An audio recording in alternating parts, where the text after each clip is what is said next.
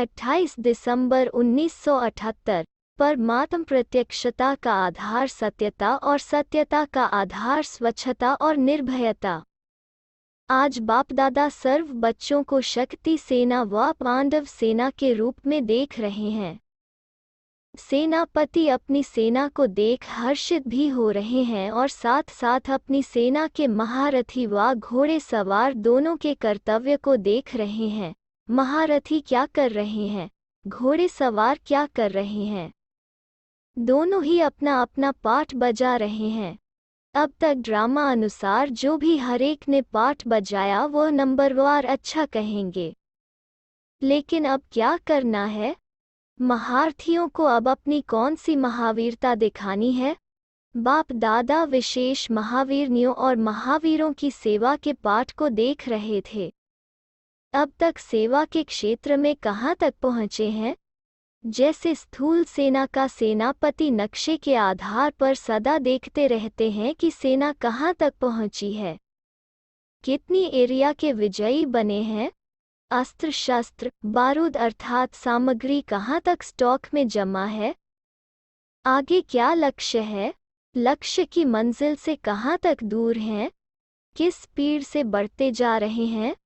वैसे आज बाप दादा भी आदि से अब तक की सेवा के नक्शे को देख रहे थे।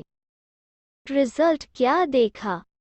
महावीर व महावीरनियां सेवा के क्षेत्र में आगे बढ़ते जा रहे हैं, शस्त्र भी सब साथ में हैं, एरिया भी बढ़ाते जा रहे हैं। लेकिन अभी तक आत्मिक बॉम्ब लगाया है, अभी परमात्म बॉम्ब लगाना है। आत्मिक सुख व आत्मिक शांति की अनुभूति, रूहानियत की अनुभूति के भिन्न भिन्न शस्त्र नंबरवार समय प्रमाण कार्य में लगाया है। लेकिन लास्ट बॉम्ब अर्थात परमात्म बॉम्ब है बाप की प्रत्यक्षता का। जो देखे, जो संपर्क में आकर के सुने, उनके द्वारा यह आवाज निकले कि बाप आ गए हैं। डायरेक्ट ऑलमाइटी अथॉरिटी का कर्तव्य चल रहा है। ये अंतिम बॉम्ब है जिससे चारों ओर से आवाज निकलेगा। अभी यह कार्य रहा हुआ है। यह कैसे होगा और कब होगा? परमात्म प्रत्यक्षता का आधार सत्यता है। सत्यता ही प्रत्यक्षता है। एक स्वयं के स्थिति की सत्यता, दूसरी सेवा की सत्यता। सत्यता का आधार है स्वच्छता और निर्भयता। इन दोनों धारणाओं के आधार से सत्यता द्वारा ही प्रत्यक्षता होगी। किसी भी प्रकार की अस्वच्छता अर्थात जरा भी सच्चाई सफाई की कमी है तो कर्तव्य की सिद्धि प्रत्यक्षता हो नहीं सकती। सच्चाई और सफाई, सच्चाई अर्थात मैं जो हूँ, जैसा हूँ सदा उस ओरिजिनल सतो प्रधान स्वरूप में स्थित रहना है। रजो और तमो स्टेज सच्चाई की ओरिजिनल स्टेज नहीं, यह संगदोष की स्टेज है। किसका संग? माया अथवा रावण का। आत्मा की सत्यता सतो प्रधानता है। तो पहली यह सच्चाई है। दूसरी बात, बोल और कर्म में भी सच्चाई अर्थात सत्यता की स्टेज सतो प्रधानता है, वह अभी रजो और तमो मिक्स है। सत्यता नेचुरल संस्कार रूप में है, वह पुरुषार्थ से सत्यता की स्टेज को लाना पड़ता है। जैसे बाप को ट्रूथ अर्थात सत्य कहते हैं, वैसे ही आत्मिक स्वरूप की वास्तविकता भी सत्य अर्थात ट्रूथ है। तो सत्यता सतो प्रधानता को कहा जाता है। ऐसी सच्चाई है। सफाई अर्थात स्वच्छता। जरा भी संकल्प द्वारा भी अशुद्धि अर्थात बुराई को व अवगुण को टच किया व धारण किया तो संपूर्ण सफाई नहीं कहेंगे। जैसे स्थूल में भी कोई प्रकार की गंदगी को देखना भी अच्छा नहीं लगता, देखने से किनारा कर देंगे, ऐसे बुराई को सोचना भी बुराई को टच करना हुआ। सुनना और बोलना व करना यह तो स्वयं ही बुराई को धारण करते हैं।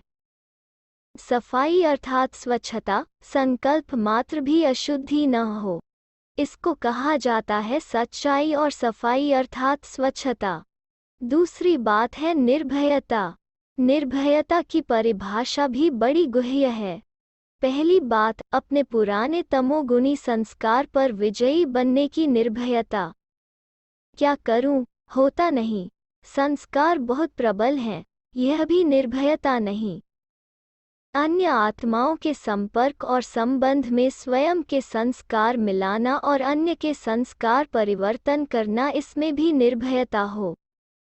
पता नहीं चल सकेंगे, निभा सकेंगे, मेरा मानेंगे व नहीं मानेंगे, इसमें भी अगर भयता है तो इसको संपूर्ण निर्भयता नहीं कहेंगे।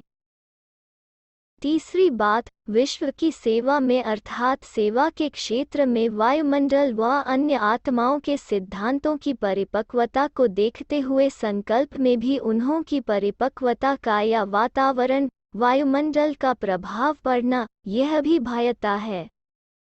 यह बिगड़ जाएंगे, हंगामा हो जाएगा, हलचल हो जाएगी, इससे भी निर्भयता हो। जब आत्मज्ञानी आपतना द्वारा निकली हुई शाखाएं वह भी अपने अल्पज्ञ मान्यता में निर्भयता का प्रभाव डालती हैं, अपनी अल्पमत को प्रत्यक्ष करने में निर्भय होती हैं, झूठ को सच करके सिद्ध करने में अटल और अचल रहती हैं, तो सर्वज्ञ बाप के श्रेष्ठ मत व अनादि आदि सत्य को प्रत्यक्ष करने में संकोच करना भी भय है।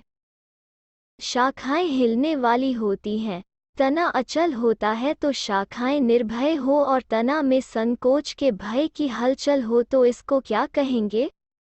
इसलिए जो प्रत्यक्षता का आधार स्वच्छता और निर्भयता है उसको चेक करो। इसी को ही सत्यता कहा जाता है।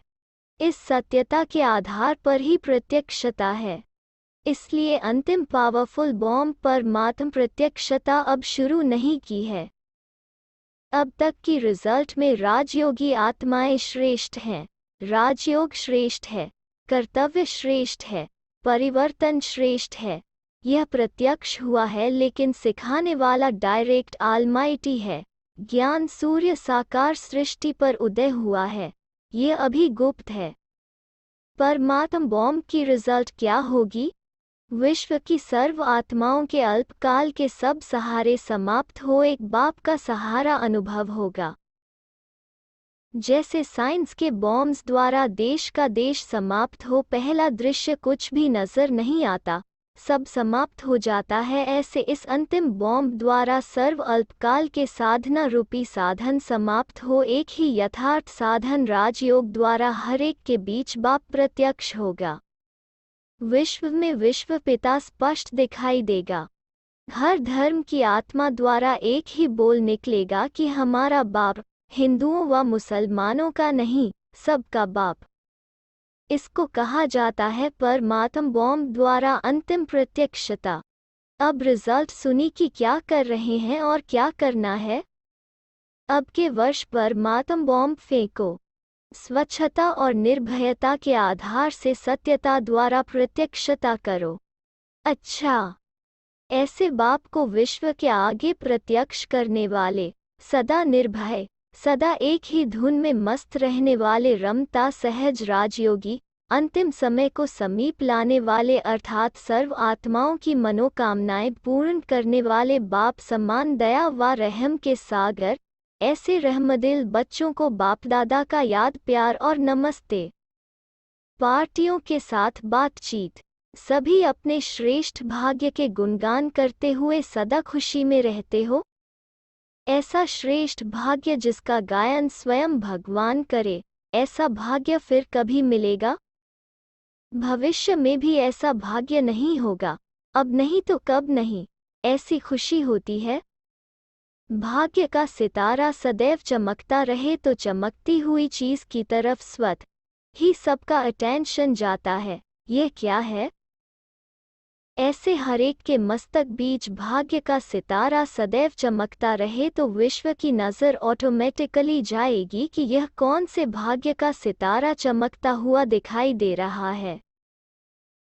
जैसे कोई विशेष सितारा विशेष रूप से चमकता है तो ऑटोमेटिक सबका अटेंशन जाता है, ऐसे भाग्य का सितारा सबको आकर्षित करे। ऐसा चमकता हुआ सितारा स्वयं को भी दिखाई दे और विश्व को भी। चमकती हुई चीज न चाहते भी, नजर घुमाते भी दिखाई देती है, तो भले चारों तरफ नजर घुमाए लेकिन आखिर में आपके तरफ ही नजर आएगी। ऐसा चमकता हुआ भाग्य अनुभव होता है। इस समय की ऊंची स्थिति की रिजल्ट सारे कल्प में भी ऊंच है। इस समय की ऊंची स्थिति वाले उच्च पद पाने वाले होंगे, विश्व में पूज्य के रूप में भी ऊंचे होंगे, बाप के बच्चे भी ऊंचे, भक्ति में भी ऊंचे और ज्ञान में भी ऊंचा, राज्य करने में भी ऊंच होंगे। हर पाठ ऊंचा बजाने कारण ऊंचे ते ऊंची आत्मा अनुभव करेंगे।